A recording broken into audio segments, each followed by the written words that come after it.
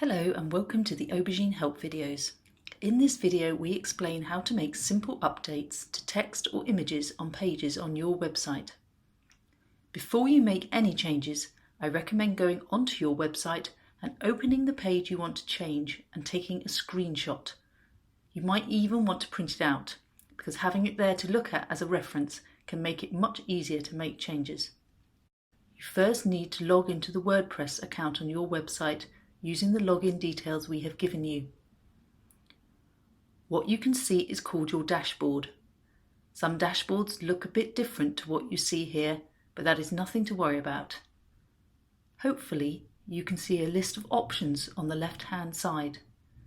If all you see is symbols, click on the arrow at the bottom of the column. This will make the options appear. Click on the option that says Pages. You should now be able to see a list of the pages on your website. Be aware that some pages might not show here. For example, if you're looking for a blog page, you'll find that in the Posts section instead. Once you've found the page you want to change, click Edit. This will take you to the behind-the-scenes view of that page. It can look very different from the way it looks on your website, which is why the screenshot comes in handy. There might be lots of sections, or just a few like we have here. Each section is called a row. You may need to scroll down the page to find the row your text is in. To illustrate this, here's a document I made comparing an Aubergine web page with how it looks in editing mode.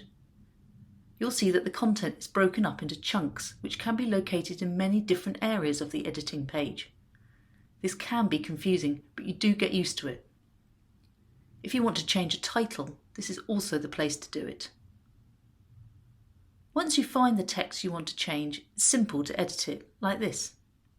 You may find there are also options unique to each row in order to change aspects, such as the background colour or text colour.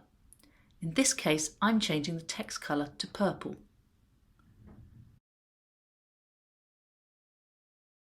Now to how to change an image. Simply delete the image you don't want and add a new one. You can either use images from the media gallery or upload one from your files. This is straightforward, providing the replacement image is in the right shape and format for the space. If you need help with this, please see one of our other help videos. If you want to see what your page might look like, click Preview. Once you're happy with your changes, click Update. Your page is updated. Before I finish this video, I'll share one more top tip.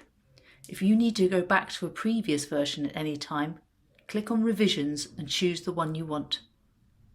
Thanks for watching, and look out for our other help videos.